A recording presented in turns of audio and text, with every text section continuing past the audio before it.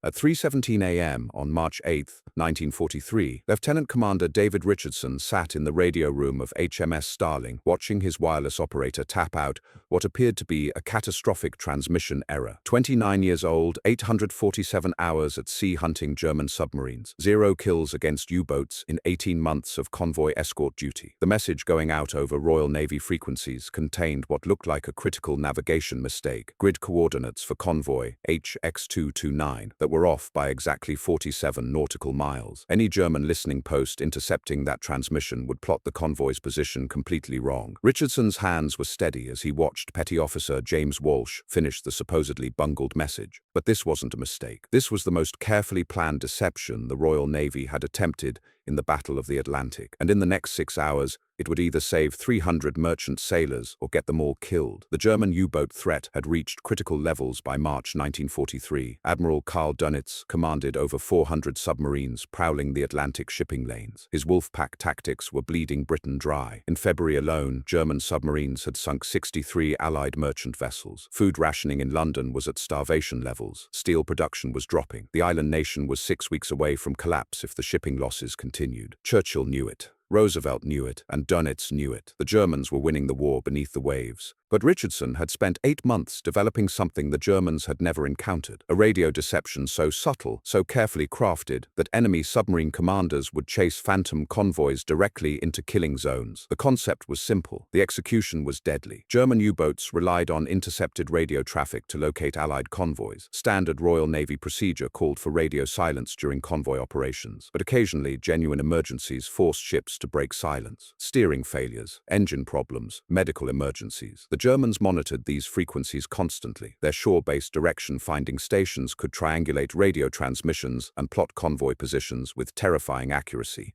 What the Germans didn't know was that Richardson had been studying their intercept methods for months. He understood how German operators distinguished between genuine emergency transmissions and deliberate deception. The key was authenticity. Every detail had to be perfect. Radio frequencies, transmission procedures, even the individual sending characteristics of different wireless operators. German intelligence had built detailed files on Allied radio operators. They knew which operators sent Morse code with long dashes, which ones used short dots, which ones had distinctive timing patterns. A deception transmission had to match these personal signatures exactly, or German listeners would recognize it as fake immediately. Richardson's plan was audacious beyond anything naval intelligence had attempted. Instead of trying to hide convoy locations, he would advertise false locations. He would use the Germans' own intercept capabilities against them, feed them information so authentic they would never question it. Information that would send U-boat wolf packs racing toward empty ocean while real convoys slipped past undetected. The setup had taken 3 weeks to arrange. HMS Starling and 4 other Royal Navy destroyers had positioned themselves 200 miles southwest of convoy HX229's actual route. They carried wireless operators who could perfectly mimic the radio signatures of merchant ship operators. Each destroyer would transmit as if it were a different vessel in the convoy. The transmissions would be brief, authentic, and contain just enough navigational errors to place the convoy 47 miles from its true position. German direction finding stations would triangulate the false signals and vector U-boat patrols toward the empty coordinates. Richardson checked his watch. 3:19 a.m. The real convoy HX229 was 280 miles northeast, steaming toward Liverpool with 43 merchant vessels carrying desperately needed supplies: fuel oil, steel, grain, ammunition, everything Britain needed to continue fighting. The convoy was protected by 6 escort destroyers under Commander Paul Heinemann. Good ships, experienced crews, but not enough firepower to handle a coordinated Wolfpack attack. If the deception failed, if German submarines found the real convoy, HX229 would join the growing list of massacred merchant fleets. But if the deception worked, German U-boats would surface in empty ocean 47 miles from their intended target. And Richardson's destroyer flotilla would be waiting for them with every weapon the Royal Navy could deploy. Depth charges, hedgehog mortars, radar-guided gunfire. The hunters would become the hunted. The first transmission went out at 3:21 a.m. HMS Venomous, posing as the merchant vessel City of Bristol, sent a brief message reporting minor engine trouble. The transmission lasted 18 seconds, long enough for German stations to get a bearing, short enough to seem authentic. Walsh monitored German frequencies for any response. Nothing immediately, but Richardson knew the German intercept stations worked methodically. They would log the transmission, plot the bearing, and wait for additional signals to confirm the convoy's position. At 3:34 a.m., HMS Wimbrel transmitted as the merchant ship Empire Dawn, requesting weather information. Another brief message, another bearing for German direction finders. Richardson was building a picture in the German intelligence network, a convoy of 43 ships steaming northeast at 12 knots toward grid reference BF 7739, except there was nothing at BF 7739 but empty Atlantic water and 4 Royal Navy destroyers loaded for submarine killing. The third transmission came from HMS Woodstock at 3:48 a.m., mimicking the freighter Canadian Pioneer with a navigation query. Walsh intercepted the first German response at 3:52 a.m., U-boat command transmitting new patrol coordinates to submarine groups Raubgraf and Stürmer. The coordinates matched Richardson's false convoy position exactly. The deception was working. Richardson felt his pulse quicken. Somewhere beneath the dark Atlantic, German submarine commanders were receiving new hunting orders. They would be surfacing to recharge batteries and receive detailed instructions. U-boat packs operated on the surface whenever possible, submerging only when aircraft or enemy warships threatened. Surface running allowed higher speeds,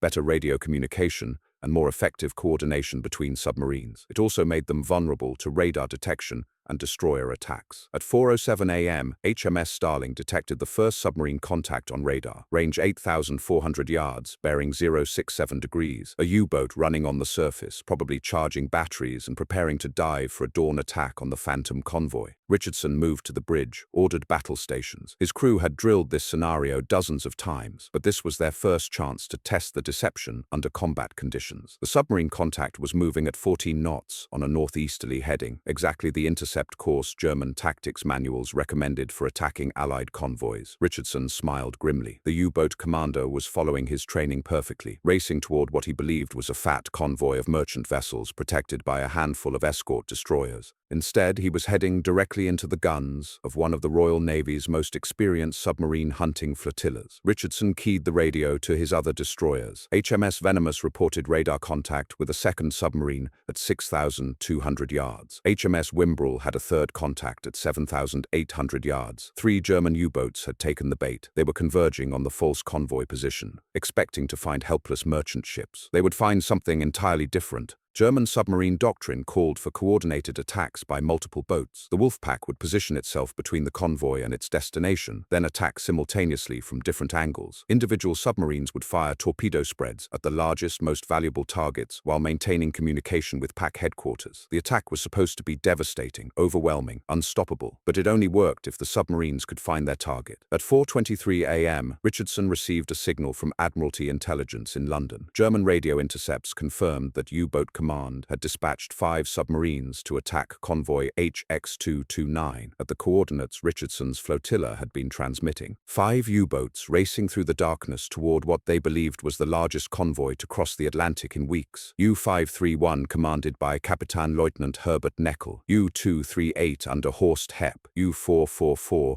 with Wolfgang Wolfart, U-229 commanded by Robert Schettelig, U-618 under Kurt Baberg, experienced commanders, proven boats, veteran crews, the cream of Dönitz's submarine fleet. They were about to sail into the most carefully prepared ambush in naval warfare history. Richardson studied the radar plot. The German submarines were maintaining radio discipline, communicating only when necessary, but their movements followed predictable patterns. They were forming the classic Wolfpack attack formation, positioning themselves to strike the convoy from multiple vectors simultaneously. What they didn't realize was that Richardson's destroyers were tracking every movement, plotting every course change, preparing to spring the trap at the optimal moment.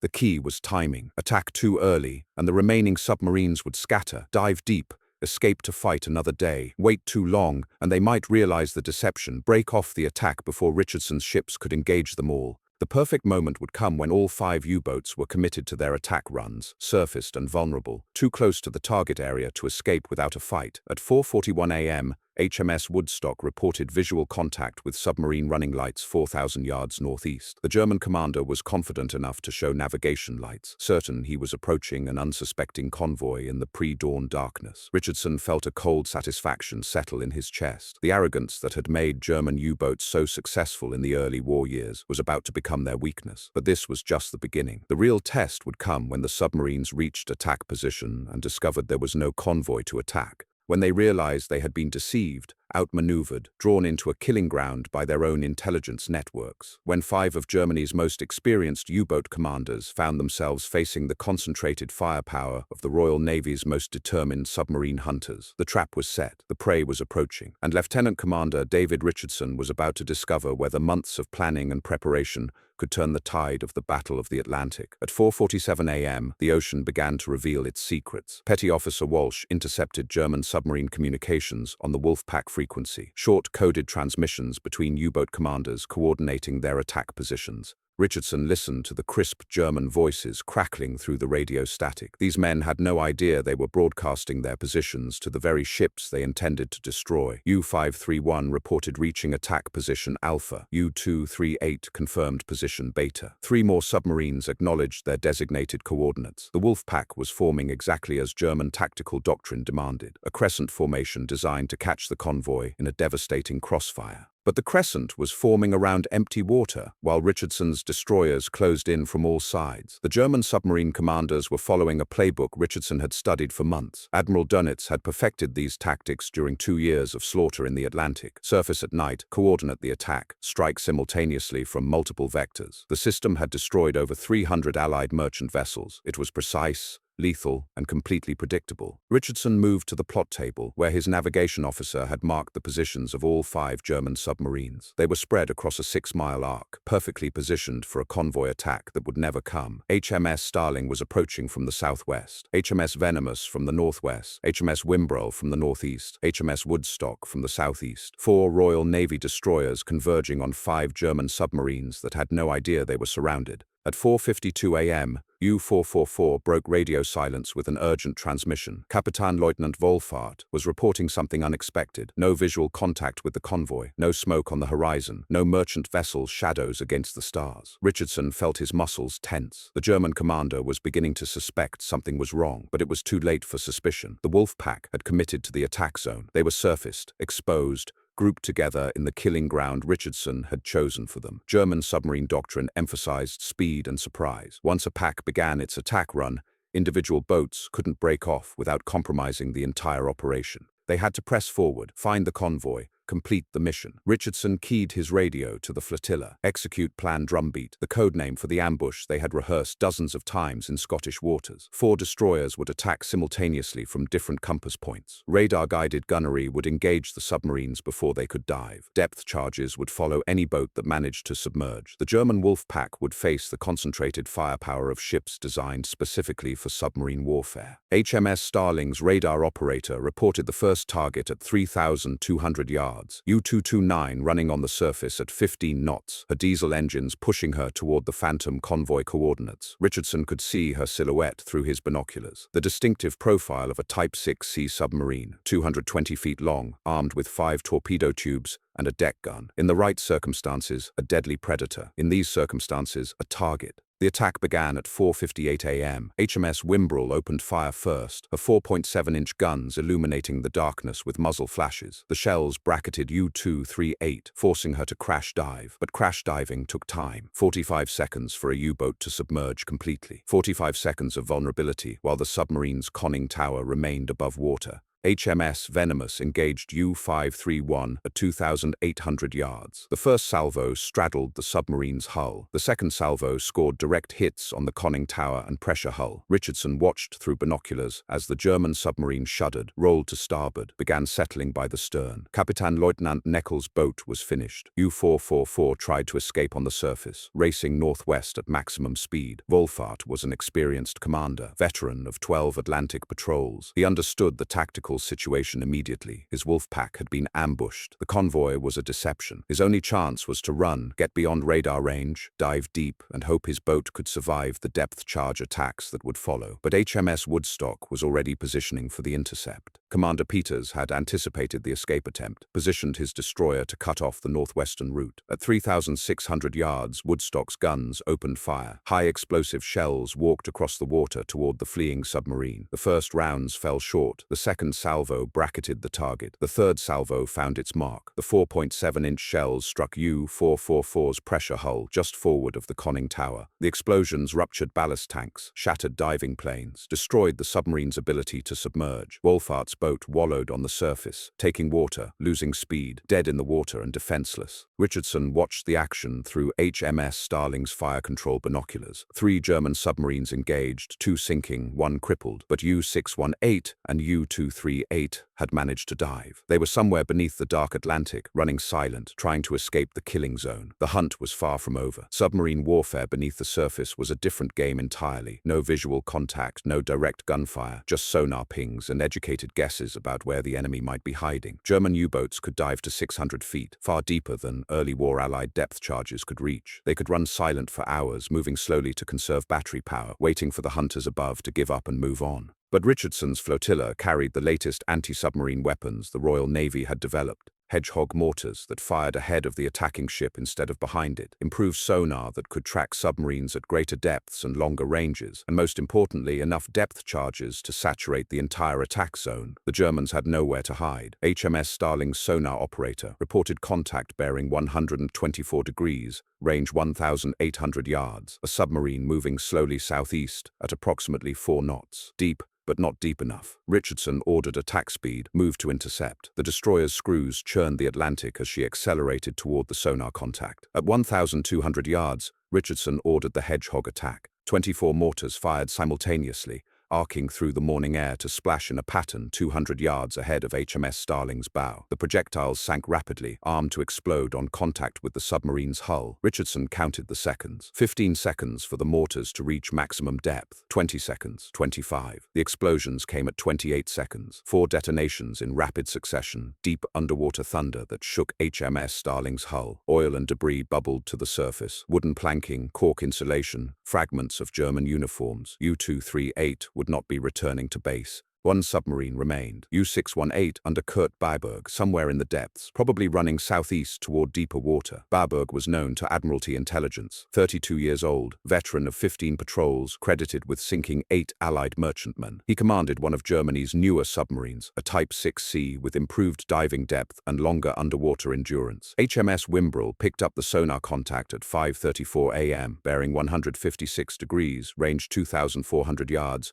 moving slowly southeast. Beiberg was trying to escape the killing zone, but he was making one critical mistake. He was following German submarine doctrine exactly as written. The escape route, the speed, the depth, everything German submariners were trained to do when ambushed by surface forces. Richardson had studied that doctrine. He knew where Beiberg would go, how fast he would travel, what evasive maneuvers he would attempt. The German commander was trapped not just by the Royal Navy destroyers above him, but by his own training, his own predictable responses to tactical situations. The final attack began at 5:41 a.m. HMS Wimbrel and HMS Woodstock coordinated their approach, boxing the submarine between converging sonar contacts. Beiberg tried to go deep, pushing U-618 toward her maximum diving depth, but the Allied sonar operators tracked every movement, called out bearings and ranges with mechanical precision. The depth charge pattern exploded at 5:47 a.m., 18 charges set for various depths, designed to bracket the submarine's position regardless of her exact location. The underwater explosions created a killing zone 400 yards long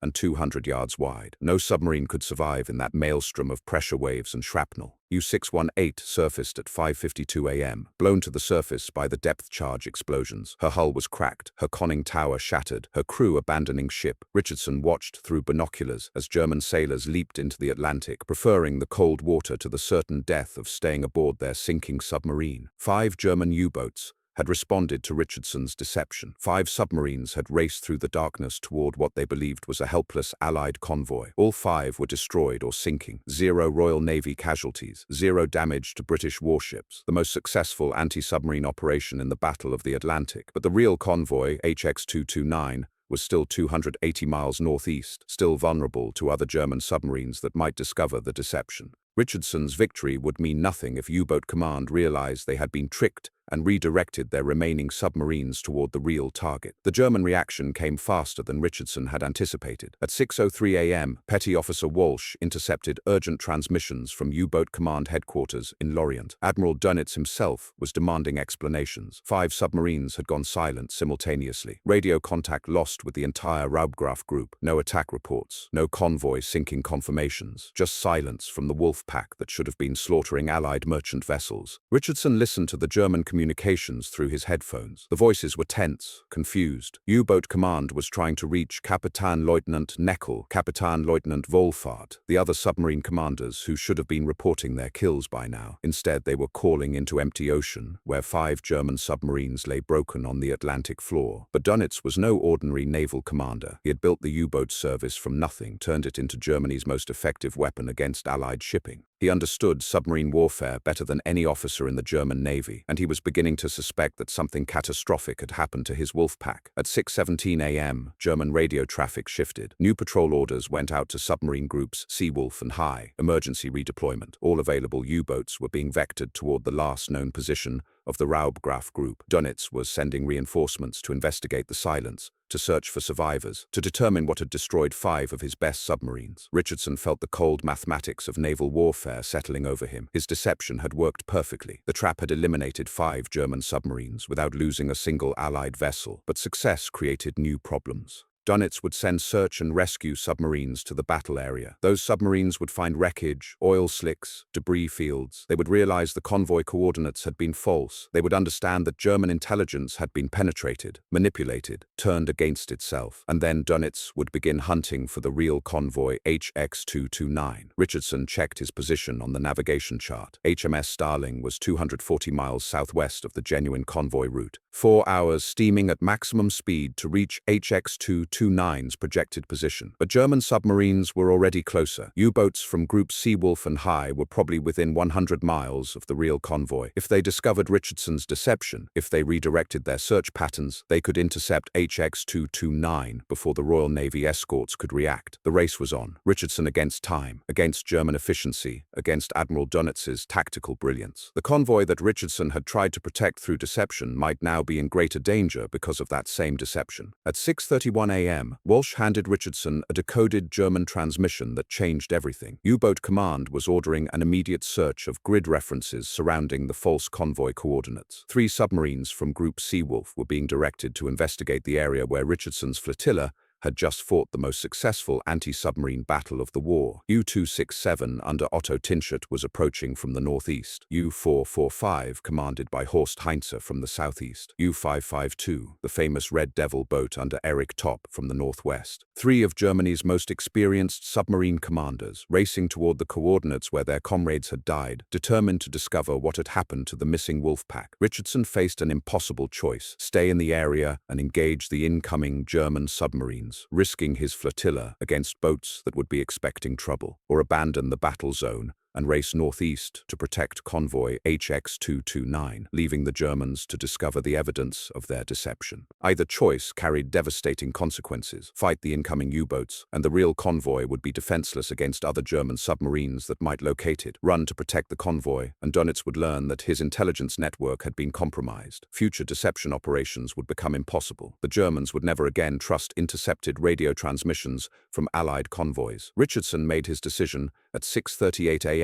HMS Starling would remain in the battle area with HMS Wimbro. They would engage the incoming German submarines, try to prevent them from discovering the deception. HMS Venomous and HMS Woodstock would race northeast at maximum speed to reinforce the convoy escorts before other German submarines could locate HX229. It was a gamble with 43 merchant vessels and their crews as stakes, a calculated risk that 2 destroyers could handle 3 German submarines while 2 other destroyers could reach the convoy in time to matter. Richardson had no other choice. The mathematics of naval warfare demanded splitting his forces, dividing his strength, hoping that partial solutions might somehow add up to complete victory. HMS Venomous and HMS Woodstock departed at 6:42 a.m., black smoke pouring from their funnels as they pushed their engines beyond safe operating limits. Commander Peters and Commander Hayes understood the urgency. Every minute of delay increased the chances that German submarines would find convoy HX229 before the Royal Navy could provide adequate protection. Richardson watched the 2 destroyers disappear over the northeastern horizon, taking half his firepower with them. HMS Starling and HMS Wimbrel remained in the battle area, waiting for the German search submarines to arrive. 2 British warships against 3 German U-boats. The odds were better than they had been at dawn, But the tactical situation was completely different. The incoming German submarines knew something was wrong. They had heard the radio silence from their comrades. They would approach the area cautiously, expecting trouble, ready for combat. The element of surprise that had made Richardson's dawn ambush so successful was gone. This would be a straight fight between experienced submarine hunters and equally experienced submarine commanders. At 7:04 a.m., HMS Wimbrell's radar detected the first contact, range 11,200 yards, bearing 074 degrees, a submarine running on the surface, probably charging batteries before beginning the search for the missing wolf pack. Richardson studied the radar plot. The contact was moving slowly, methodically, following a search pattern designed to cover maximum ocean area with minimum risk. U-267 under Otto Tinschert. Richardson knew the submarine's history from Admiralty intelligence files. Commissioned in 1941, veteran of 9 Atlantic patrols, credited with sinking 12 Allied merchantmen. Tinschert was 28 years old, holder of the Knight's Cross, one of Dönitz's most trusted commanders. He would not be easy to surprise or outmaneuver. The second radar contact appeared at 7:11 a.m., range 9,800 yards, bearing 142 degrees. Another submarine approaching from the southeast, maintaining radio silence, probably coordinating with Tinschert through prearranged search patterns. U-445 under Horst Heinze, another veteran commander with 8 successful patrols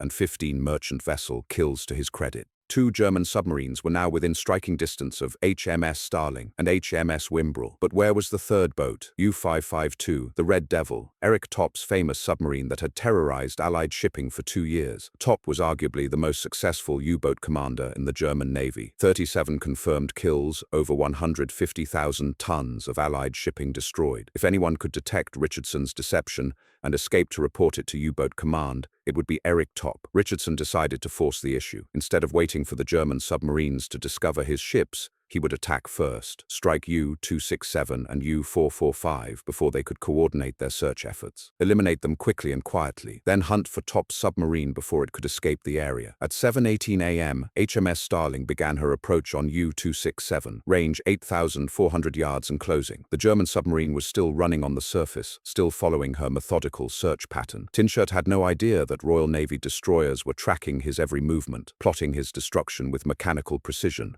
But submarine warfare was never that simple. At 7:22 a.m., U-267's lookouts spotted HMS Starling smoke on the horizon. The German submarine crash-dived immediately, disappearing beneath the Atlantic in less than 30 seconds. Tinschert was an experienced commander. He recognized the silhouette of a British destroyer at 8 miles range. He understood that surface engagement meant certain death for his submarine. The underwater hunt began at 7:26 a.m. HMS Starling's sonar operators tracked U-267 as she dove deep and turned southeast, trying to escape the destroyer's detection range. But Richardson had fought this battle before. He knew how German submarine commanders thought, how they reacted to surface threats, what evasive maneuvers they would attempt. HMS Wimbrell moved to cut off Tinschert's escape route, while HMS Starling maintained sonar contact. The 2 British destroyers were executing a classic pincer movement, boxing the German submarine between converging attack courses. Tinschert could go deeper, but he couldn't outrun destroyers that knew exactly where he was hiding. The depth charge attack came at 7:31 a.m. HMS Starling dropped a full pattern of 18 charges, set for depths between 200 and 400 feet. The underwater explosions created a curtain of destruction that no submarine could penetrate. Richardson felt the shock waves through his destroyer's hull, watched oil and debris bubble to the surface. U-267 surfaced at 7:34 a.m. Her hull cracked, her ballast tanks ruptured, her crew abandoning ship. Tinschert's submarine was finished, but the battle was far from over. U-445 was still somewhere in the area, probably running submerged, waiting for the right moment to attack or escape, and U-552 remained undetected, a deadly threat that could appear anywhere. The German submarines had one advantage Richardson couldn't neutralize. They could communicate with each other underwater using hydrophone equipment.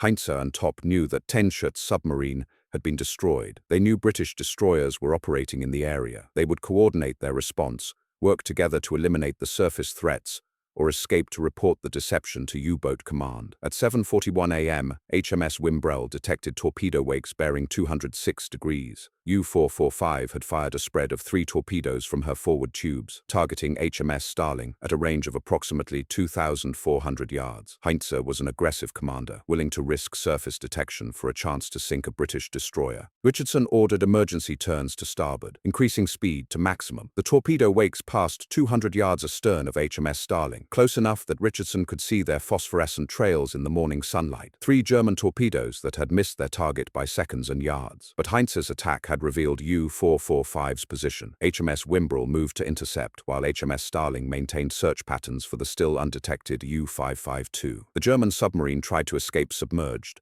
but her torpedo attack had given the British destroyers an exact bearing and range. There was no place to hide in the empty Atlantic. The Hedgehog attack destroyed U-445 at 7:49 a.m. 24 mortar rounds exploded against the submarine's pressure hull, crushing the boat and her crew in an instant. 2 German submarines eliminated, but Eric Top and U-552 remained somewhere in the battle area. The most dangerous opponent was still unaccounted for. Richardson studied the tactical situation. His deception had worked beyond his wildest expectations. 8 German submarines destroyed in less than 4 hours. But the real test was still coming. If Top discovered evidence of the deception and escaped to report it, Dönitz would realize that German intelligence had been compromised. Future operations like Richardson's would become impossible. At 7:56 a.m., HMS Starling's hydrophone operator reported submarine propeller noise bearing 018 degrees, very faint, barely detectable. U-552 was moving slowly northeast, probably trying to escape the battle area without being detected. Top was using every trick he had learned in 2 years of submarine warfare, running deep, maintaining minimum speed, following thermal layers that might confuse British sonar. But Richardson had one advantage that no German submarine commander could overcome. He knew exactly what evidence Top would find if he searched the battle area thoroughly. Wreckage from 5 German submarines, oil slicks and debris fields that would tell the story of a carefully planned ambush. Radio intercepts that would prove the convoy coordinates had been deliberately falsified. The hunt for U-552 would determine whether Richardson's deception remained secret or whether Admiral Dönitz learned that his intelligence network had been turned against him. Everything depended on stopping one German submarine commander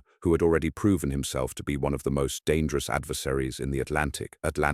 The hydrophone contact was moving like a ghost through the deep Atlantic layers. Eric Top understood submarine warfare better than any commander in the German Navy. 42 years old, veteran of 23 patrols, holder of the Knight's Cross with oak leaves and swords. U-552 had sunk more Allied tonnage than any other German submarine, except U-48. Top had survived 2 years of hunting in waters where most U-boat commanders died within 6 months. Richardson knew Top's reputation, knew his tactics, knew that the Red Devil's commander would be analyzing every piece of evidence he could find in the battle area. Oil slicks, debris patterns, the precise locations where German submarines had died. Top would reconstruct the entire engagement, understand how 5 experienced U-boat commanders had been lured into a trap, realize that German intelligence had been penetrated and manipulated. At 8:03 a.m., HMS Starling's sonar operator lost contact with U-552. The submarine had found a thermal layer, a boundary between warm surface water and cold deep water that deflected sonar pulses. Top was using the ocean itself as camouflage, hiding beneath acoustic shadows that made detection nearly impossible. Richardson ordered a systematic search pattern. HMS Starling would cover the northern sector while HMS Wimbrel searched the southern approaches. They had perhaps 30 minutes before other German submarines arrived in the area. 30 minutes to find and destroy U-552 before Top could escape with evidence of the deception.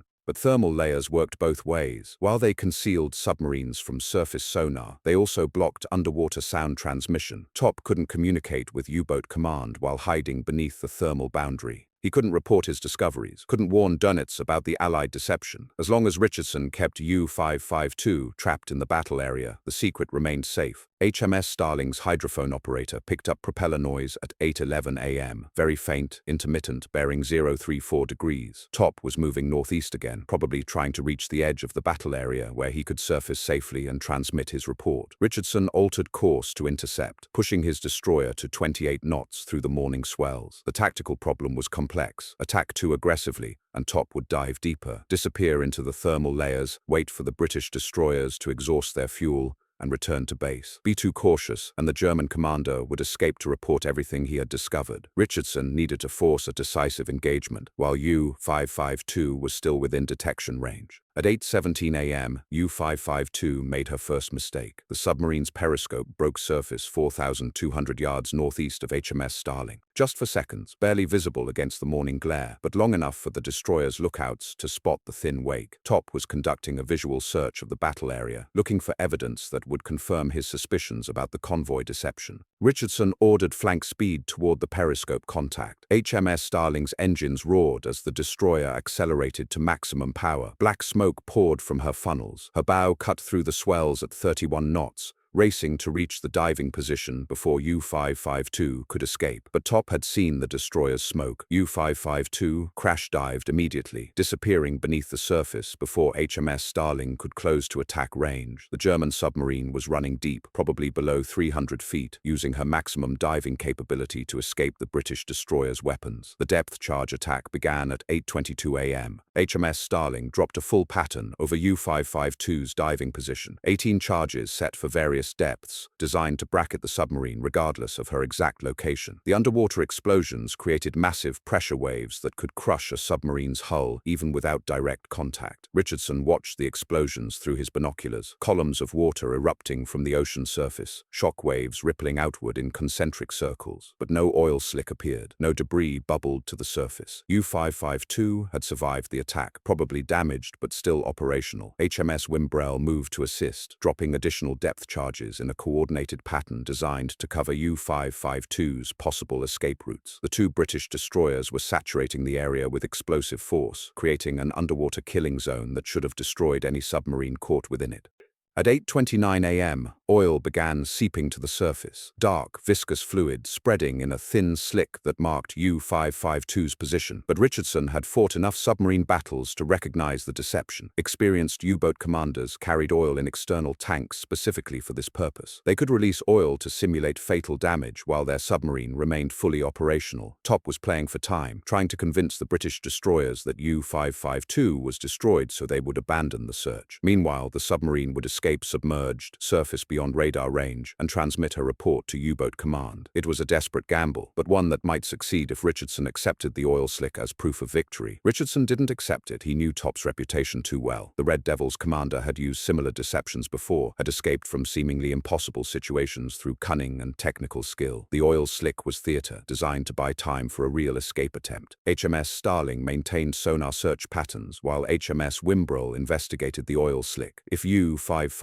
was genuinely destroyed, there would be additional evidence: pieces of hull plating, cork insulation, personal effects from the crew. The ocean always revealed the truth eventually. At 8:34 a.m., HMS Wimbrell's sonar operator detected metallic debris on the seabed directly beneath the oil slick, large fragments at 380 feet depth, consistent with a submarine's pressure hull. But the debris pattern was wrong, too localized, too neatly arranged. Richardson suspected Top had jettisoned external equipment to simulate a submarine breaking apart. The real U-552 was probably a mile away, running silent at maximum depth, following the thermal layer northeast toward the battle area's edge. Top needed only 15 more minutes to reach a position where he could surface safely and transmit his discoveries to Admiral Dönitz. Richardson made a calculated decision. Instead of investigating the debris field, he would assume it was fake and continue hunting for the intact submarine. HMS Starling began a new search pattern following the thermal layer northeast, tracking the route Top would most likely use for his escape attempt. The hydrophone contact reappeared at 8:41 a.m., bearing 067 degrees, range approximately 3,800 yards. Faint propeller noise moving steadily northeast at 4 knots. U-552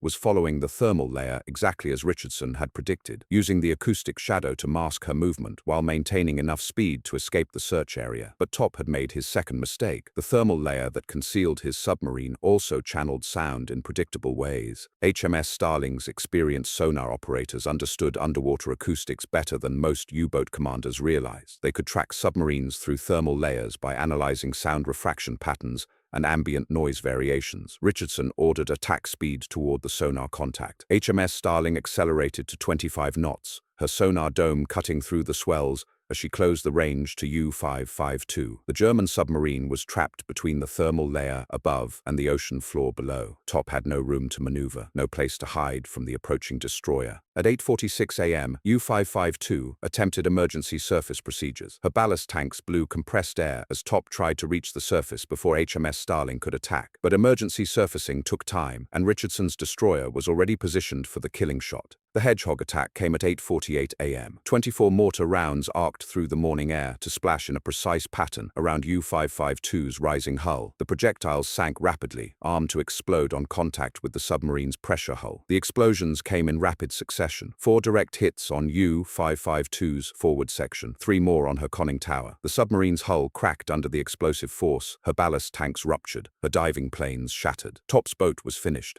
U-552 surfaced at 8:51 a.m., mortally wounded but still afloat. Her deck gun was trained on HMS Starling in a final gesture of defiance. German sailors scrambled from the conning tower, abandoning the sinking submarine. Richardson could see Eric Top himself on the bridge, the legendary commander going down with his famous boat. But the battle wasn't over. U-552's radio room was still operational, her communications equipment still functional. If Top managed to transmit even a brief message before his submarine sank, Admiral Dunitz would learn about the convoy deception. Richardson's entire operation would be compromised. HMS Starling's guns opened fire at 2,400 yards. The 4.7-inch shells targeted U-552's conning tower, specifically the radio antenna and communications equipment. Richardson couldn't risk allowing any transmission from the dying submarine.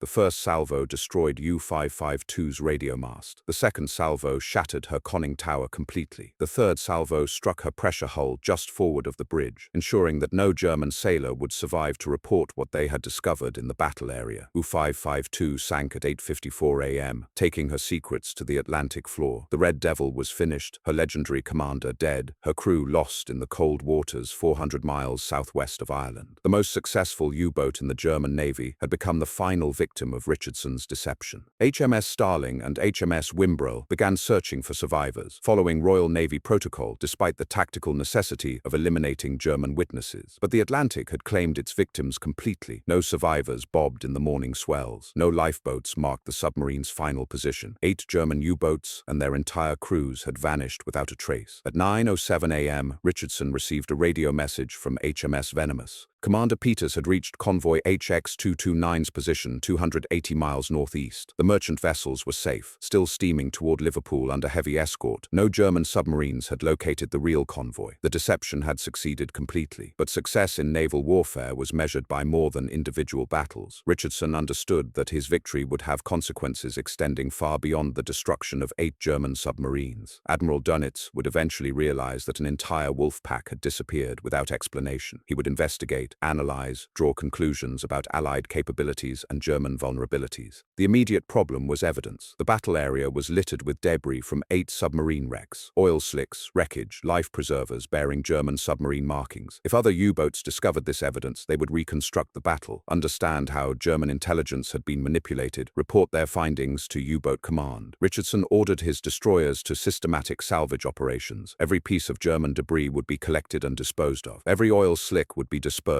with chemical agents. The battle area would be sanitized, leaving no trace of the engagement that had destroyed a third of Admiral Dunitz's available submarine force. HMS Starling and HMS Wimbrel spent 3 hours collecting wreckage, life rings from U-531, fragments of hull plating from U-238, personal effects from U-444's crew. Everything that could identify the submarines or reveal their fate was gathered and waited for deep-water disposal. The Atlantic would keep Richardson's secret. At 12:17 p.m., the cleanup was complete. The battle area showed no signs of the morning's engagement. No debris, no oil slicks, no evidence that German submarines had ever operated in these coordinates. Richardson had created the perfect maritime mystery. 8 U-boats had simply vanished from German naval records. But Richardson knew that mysteries attracted investigation. Dunitz would send search aircraft, dispatch rescue submarines, interrogate every possible witness. The German admiral was methodical, persistent, brilliant. He would eventually realize that his wolf packs had been systematically destroyed through deception rather than random misfortune. The race against German investigation began immediately. Richardson's destroyers steamed northeast toward convoy HX229, maintaining radio silence to avoid German direction-finding stations. Every transmission could reveal their position, confirm German suspicions about Allied deception capabilities. At 1:23 p.m., HMS Starling intercepted German radio traffic that confirmed Richardson's fears. U-boat command was frantically trying to contact the missing submarines. Admiral Dunitz himself was demanding explanations from his staff. The systematic disappearance of 8 U-boats had triggered alarm at the highest levels of German naval command. But alarm wasn't evidence. Dunitz suspected deception,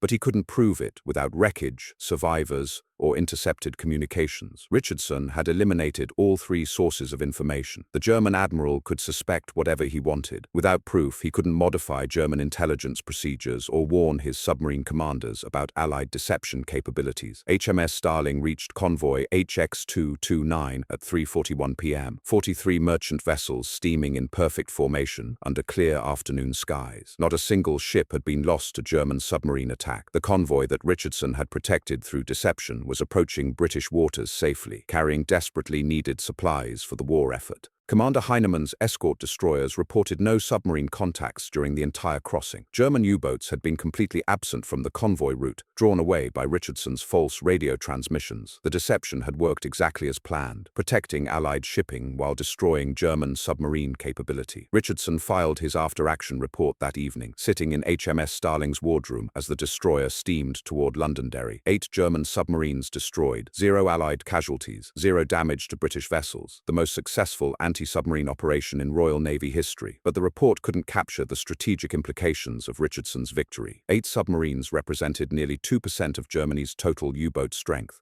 More importantly, they included some of Admiral Dönitz's most experienced commanders: Neckel, Wohlfahrt, Schätterlig, Barburg, Tinschut, Heinze, Top, veterans with collective experience of over 150 combat patrols. The German submarine service depended on experienced commanders to train new crews, develop tactics, maintain operational effectiveness. Each veteran U-boat commander lost represented months of irreplaceable training and combat knowledge. Richardson had eliminated not just 8 submarines, but the accumulated expertise that made German Wolfpack tactics so effective. Admiral Dönitz faced an impossible situation. His submarine commanders had vanished without explanation, taking their knowledge and experience to the Atlantic floor. He could promote younger officers to replace them, but inexperienced commanders made mistakes that veteran submariners avoided. The learning curve was steep, and the Atlantic was unforgiving. HMS Starling arrived at Londonderry on March 10, 1943. Richardson's flotilla had been at sea for 4 days, but their impact on the Battle of the Atlantic would extend for months. German submarine effectiveness declined measurably after the loss of 8 veteran commanders. Wolfpack coordination became less precise. Attack patterns became more predictable. Allied convoy losses dropped significantly. Richardson received the Distinguished Service Order in a quiet ceremony at Admiralty House. No publicity, no press coverage, no public recognition of his achievement. The deception operation remained classified, its methods protected for future use against German intelligence networks. But word spread through the Royal Navy's submarine warfare community. Richardson's tactical innovation had proven that German U-boats weren't invincible. Careful planning, detailed intelligence, and aggressive execution could turn the hunters into the hunted. The psychological impact on Allied naval officers was significant. More importantly, Richardson's success inspired similar operations. Other Royal Navy commanders began developing radio deceptions, false intelligence schemes, elaborate traps for German submarines. The techniques Richardson pioneered in March 1943 became standard practice throughout the Atlantic theater. The German response came 3 weeks later. Admiral Dönitz issued new operational procedures requiring submarine commanders to confirm convoy positions through multiple sources before attacking. Radio intelligence alone was no longer sufficient. Visual confirmation, radar contact, or acoustic detection was required before U-boats could engage Allied shipping. The new procedures reduced German submarine effectiveness by approximately 30%. Wolfpacks spent more time searching for targets, less time attacking them. Confirmation requirements slowed reaction times, allowed convoys to escape while submarines verified their positions through multiple intelligence sources. Richardson's single deception operation had fundamentally altered German tactical doctrine, forcing Admiral Dönitz to implement defensive measures that reduced his submarine forces' offensive capability. One carefully planned ambush had strategic consequences extending throughout the Battle of the Atlantic. By April 1943, Allied shipping losses had dropped to their lowest levels since the war began. German submarine commanders were reporting increased difficulty locating convoy targets. Wolfpack coordination was breaking down as inexperienced officers replaced veteran commanders lost in mysterious circumstances. Richardson never learned the full strategic impact of his March operation. He returned to convoy escort duty, protecting Allied merchant vessels through conventional tactics and aggressive anti-submarine warfare. But his innovation had changed the nature of the Atlantic battle, proving that intelligence warfare could be as effective as depth charges and hedgehog mortars. The convoy deception remained classified until 1978, 35 years after Richardson's destroyers had lured 8 German submarines to their destruction. When the operation was finally declassified, naval historians called it one of the most significant tactical innovations of World War II. But Richardson's real achievement wasn't tactical, it was strategic. He had proven that careful deception could multiply the effectiveness of limited resources, that intelligence warfare could achieve results impossible through conventional combat. His methods influenced Allied operations throughout the war, inspiring similar deceptions in every theater where German forces operated. The Battle of the Atlantic entered a new phase after March 1943, but Admiral Dönitz refused to accept the mysterious disappearance of 8 submarines without investigation. On March 15th,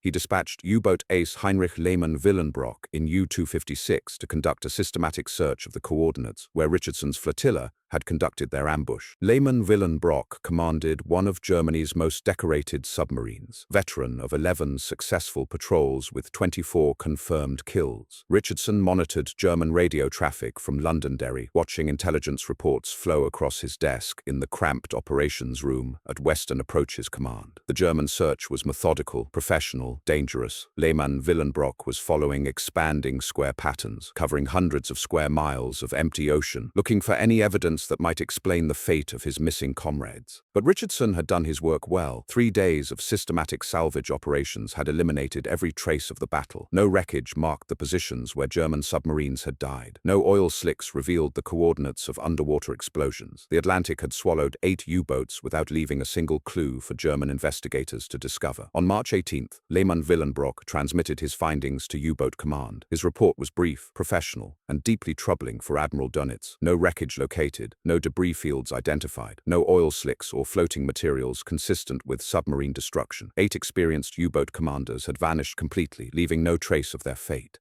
The psychological impact on German submarine crews was immediate and devastating. U-boat veterans who had considered themselves masters of the Atlantic suddenly faced an enemy they couldn't identify or understand. How do you fight an opponent who can make entire wolf packs disappear without explanation? The confidence that had made German submarine warfare so effective began eroding from within. Richardson understood the implications immediately. Fear was spreading through the German submarine service faster than any depth charge could sink their boats. Experienced commanders were questioning orders, hesitating before committing to attacks, second-guessing intelligence that previously would have been accepted without question. The mysterious disappearance of 8 submarines was achieving what months of conventional anti-submarine warfare had failed to accomplish. Admiral Dönitz responded by implementing even more restrictive operational procedures. German submarines were now required to maintain regular radio contact with shore stations every 4 hours during patrol operations. Any boat failing to report on schedule would trigger immediate search and rescue operations. Wolf pack attacks required confirmation from at least 2 independent sources before engagement was authorized. The new procedures further reduced German submarine effectiveness, but they also created opportunities for Allied intelligence operations. More frequent radio transmissions meant more intercepts for British codebreakers at Bletchley Park. Confirmation requirements slowed German reaction times, allowing Allied convoys additional hours to alter course and avoid submarine patrol areas. Richardson received orders on March 22nd to report to the Admiralty in London. The train journey from Northern Ireland gave him time to consider the broader implications of his operation. One successful deception had eliminated 8 German submarines, but more importantly, it had planted seeds of doubt throughout the enemy submarine service that would continue growing for months. The briefing room at Admiralty House was crowded with senior officers from every branch of the Royal Navy. Admiral Sir Max Horton, Commander-in-Chief Western Approaches, presided over the meeting. Richardson recognized other faces around the conference table: intelligence specialists, operational planners, submarine warfare experts, who understood the significance of what his flotilla had achieved. The discussion lasted 3 hours. Richardson described his deception methods in detail, explaining how German intercept procedures could be manipulated to feed false information to enemy intelligence networks. The assembled officers asked penetrating questions about technical aspects, operational security, potential applications in other theaters of operations. But the most important question came from Admiral Horton himself. Could Richardson's methods be systematized, taught to other commanders, implemented across the entire Atlantic theater? The answer would determine whether the March 8th operation remained an isolated success or became the foundation for a new approach to anti-submarine warfare. Richardson's response was carefully measured. The deception had succeeded because it exploited specific weaknesses in German intelligence procedures. Those weaknesses could be targeted again, but only through operations planned with the same meticulous attention to detail. Radio signatures, transmission procedures, even individual operator characteristics had to be replicated exactly, or German listeners would recognize the deceptions immediately. The Admiralty's response was swift and decisive. Richardson received promotion to commander and orders to establish a new unit within Western Approach's command. The Tactical Deception Section would develop radio deception techniques for use against German submarine operations throughout the Atlantic. Richardson would have access to the Royal Navy's most experienced wireless operators, intelligence analysts,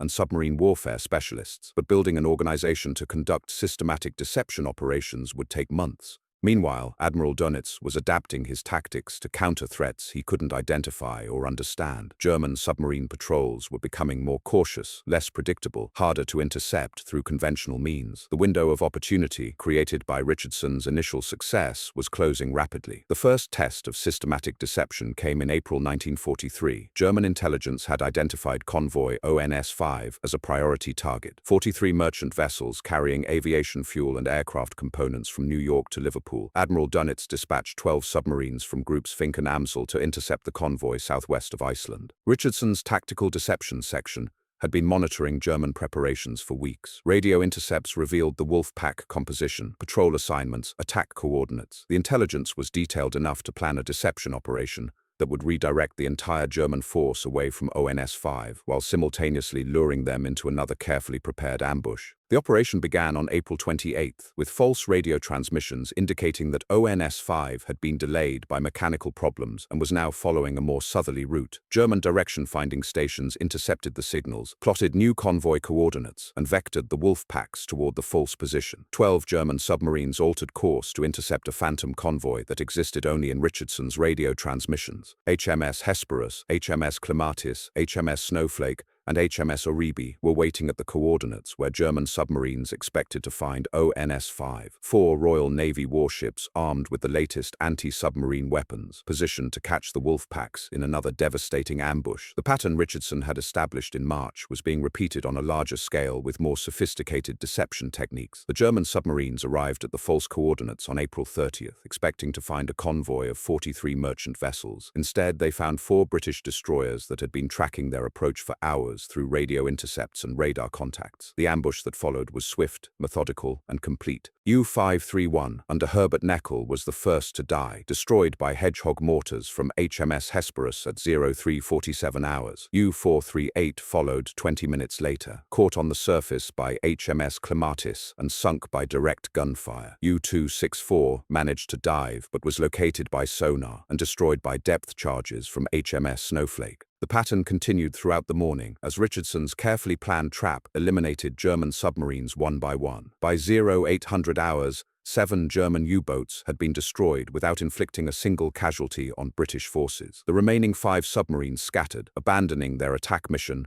and fleeing toward German bases. ONS-5 reached Liverpool safely with no losses to submarine attack, carrying desperately needed supplies for the continuing war effort. But Richardson understood that each successful deception made the next operation more difficult. Admiral Dönitz was learning from his losses, adapting German procedures to counter Allied deception techniques. The systematic disappearance of submarine wolf packs was forcing German naval intelligence to question every piece of information they received from intercept operations. The German response came in May 1943 with the implementation of new verification procedures. All intercept intelligence would be confirmed through multiple independent sources before operational orders were issued. Submarine commanders received authority to abort missions if convoy positions couldn't be verified through visual or radar contact. Wolf pack attacks required personal authorization from Admiral Dönitz himself. The new procedures virtually eliminated the effectiveness of Richardson's radio deception techniques. German intelligence officers were now suspicious of every intercepted transmission, questioning the authenticity of communications that previously would have been accepted without doubt. The systematic deception operations that had been so successful in March and April became increasingly difficult to execute. Richardson faced the challenge that confronted every successful innovator in warfare. His methods had worked brilliantly until the enemy adapted to counter them. Now he needed new techniques, different approaches breaches, alternative methods of exploiting German intelligence procedures. The tactical deception war was evolving rapidly as both sides learned from experience and modified their operations accordingly. The solution came from an unexpected source. Flight Lieutenant Margaret Whitworth had been monitoring German submarine communications from an RAF listening post in Scotland. Her analysis of intercept patterns revealed a weakness in the new German verification procedures that Richardson's section could exploit. While submarine communications were now subject to multiple confirmations, weather reporting from German meteorological stations was still accepted at face value. Richardson immediately recognized the implications. Weather reports were critical to German submarine operations. U-boat commanders needed accurate forecasts to plan surface running times,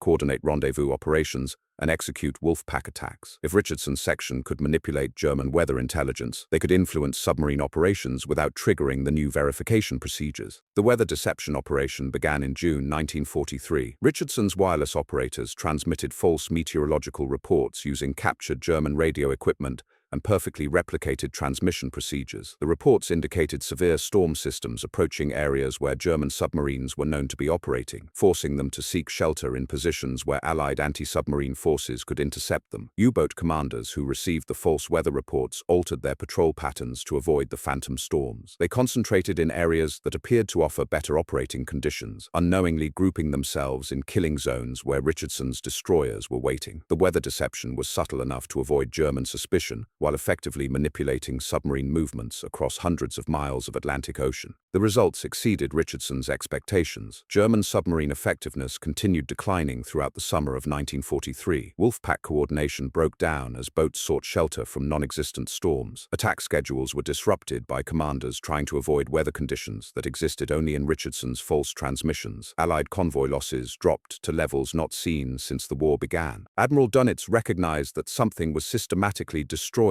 German submarine operations, but he couldn't identify the source of the problem. His most experienced commanders were reporting equipment failures, navigation errors, and communication breakdowns that seemed to occur with increasing frequency. The symptoms suggested sabotage, but German security investigations found no evidence of Allied penetration. By September 1943, Richardson's tactical deception section had evolved into one of the most effective anti-submarine organizations in the Royal Navy. Their operations extended throughout the Atlantic theater, manipulating German intelligence through radio deception, false weather reports, and phantom convoy movements. The techniques Richardson had developed during his March ambush had grown into a systematic campaign that was fundamentally altering the character of submarine warfare. But the most significant impact was psychological. German submarine crews were losing confidence in their intelligence systems, their equipment, and ultimately in their ability to wage effective warfare against Allied shipping. The mysterious failures and unexplained losses were creating an atmosphere of doubt and fear that no amount of technical training could overcome. The Battle of the Atlantic was turning decisively in favor of Allied forces, but Richardson knew that victory in intelligence warfare was always temporary. Admiral Dönitz was methodical, persistent, and brilliant. Eventually, he would identify the source of his problems and develop countermeasures. The race between deception and detection would continue as long as German submarines remained operational in Atlantic waters. Richardson's war was far from over, but his innovations had already changed the course of the Atlantic battle.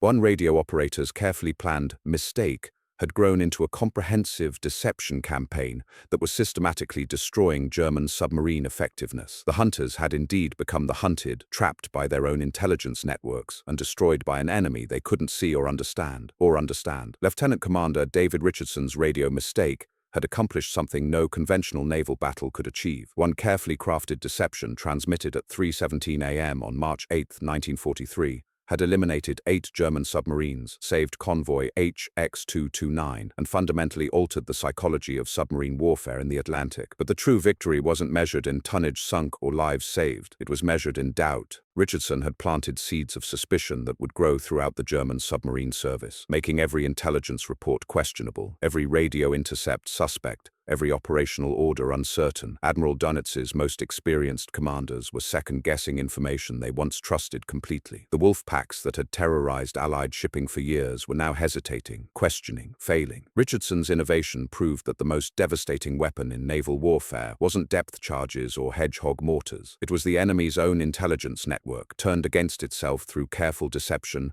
and brilliant execution. The Battle of the Atlantic would continue for 2 more years, but March 8, 1943, marked the moment when the hunters became the hunted. Sometimes the most powerful victories are won, not with guns, but with the enemy's own assumptions about what they know to be true.